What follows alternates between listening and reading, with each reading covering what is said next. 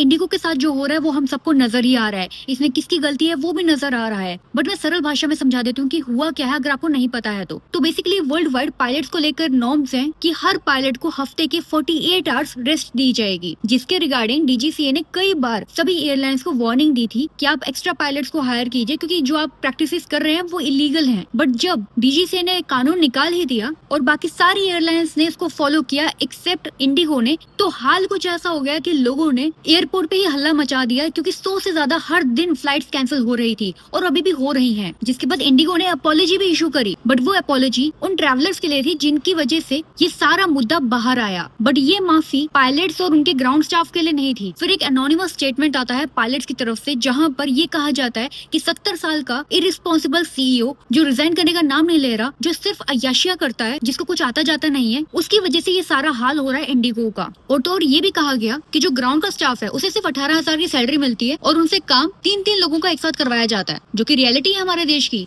अब यहाँ पर बहुत सारे सवाल खड़े होते हैं कि हमारे लेबर लॉस क्या कर रहे हैं, क्यों कंज्यूमर को फ्लाइट कैंसिल होने के टाइम पर बाकी एयरलाइंस के द्वारा इतना परेशान किया जा रहा है। 30-35 हजार की फ्लाइट भेजी जा रही है और उसमें भी डीजीसीए को सामने आना पड़ा और ये बताना पड़ा कि आप इतना अमाउंट नहीं रख सकते हैं। चलो अच्छा हुआ डीजीसीए की भी आंखें खुली हैं, देर से ही सही खुली जरूर। बट इन सब के बीच में पेड पीआर भी शुरू हो चुका है। बड़े बड़े सेलिब्रिटीज के द्वारा ये कहना शुरू हो गया कि आप प्लीज इंडिगो के स्टाफ को मत परेशान करो। मैं इनकी बात से बिल्कुल सहमत हूँ। इंडिगो के सीईओ को सामने आना चाहिए, हम उनको परेशान करेंगे, सिंपल।